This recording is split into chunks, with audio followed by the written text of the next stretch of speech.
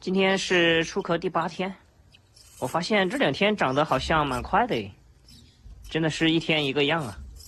这一晚上长大这么多了，瞧见没？这身体上的毛孔开始变大了，说明这小伙子快要开始长羽毛了。刚刚我又仔细看了一下，你们发现没有？有什么不对劲的？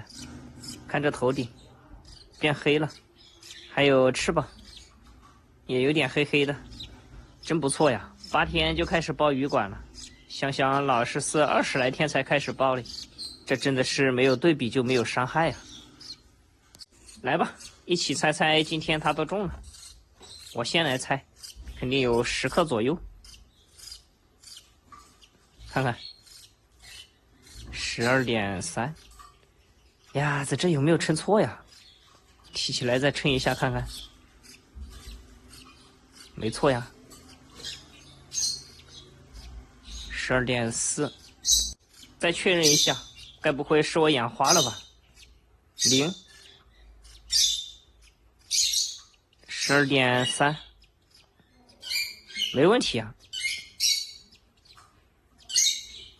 啊，确实是这么重了。昨天才9.9啊，这一天长这么多。还有你们想看的奶粉的吸溶程度，给你们看看吧。就是这样的。出壳第1天也是这样喂，像这个浓度的话，可以一直喂到它断奶都没问题的。当然，后面大一点了，可以稍微给它加浓一点。来了来了，吃饭吃饭。从开门手碰到它那一刻起，它就一直在叫，一刻都没停呀。赶紧先喂它几口。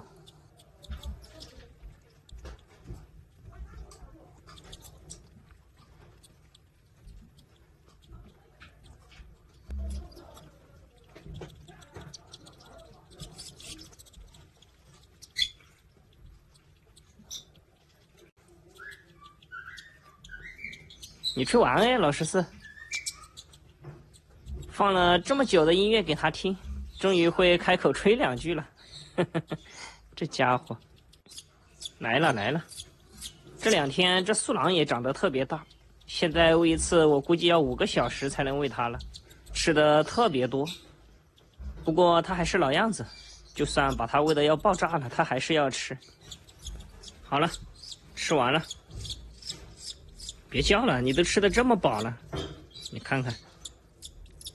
呀，这素郎这儿怎么是红的呀？我发现它屁股这儿也是红的，该不会是被蚊子咬了吧？这2天每天晚上都在下暴雨，蚊子特别多。我卧室里点2盘蚊香都没用，昨天晚上都被蚊子咬醒了，可能是半夜钻了1、2个进去，把它给咬到了。看吧，喂玄凤就是这样，根本喂不饱，拿它毫无办法。而且我发现它听觉还挺灵敏的，听到我说话呀、开保温箱门这些，它就立马开叫。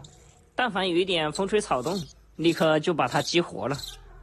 算了，回去睡吧。